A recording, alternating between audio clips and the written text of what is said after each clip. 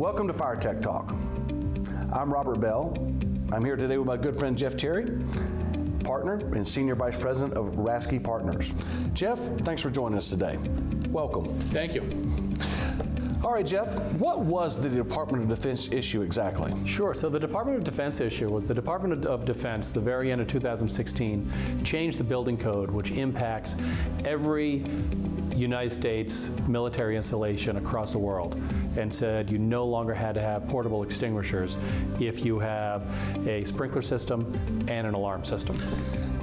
And why was that issue so important, in your view, to the fire and life safety industry?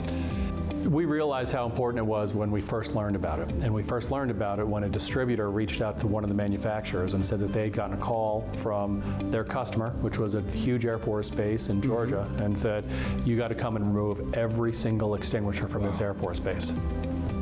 How was that issue resolved?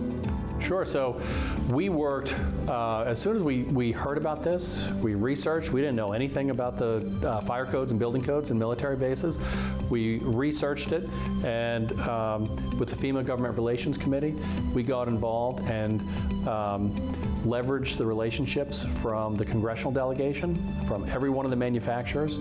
A lot of distributors also weighed in, and we reached out to congressional delegations who represented those distributors as well.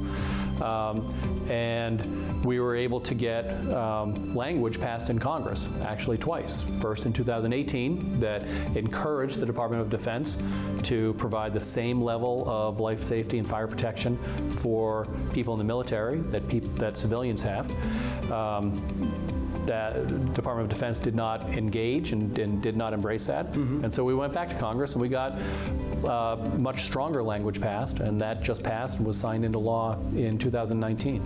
And we're in we're in a good place, and we're having solid negotiations and discussions with the Pentagon now. That's great. And so from my participation with you, Jeff, on the GRC, I'm familiar with the inner workings and all of the hard work that really goes, and the companies that are really contributing to that effort. Can you speak to what the GRC stands for, the members, and kind of the role they play with FEMA? Absolutely. So the FEMA GRC, it's the Government Relations Committee of FEMA, the Fire Equipment Manufacturers Association. So it's Brooks, Buckeye, Amerex, NAFED also participates as well. They make a very important contribution.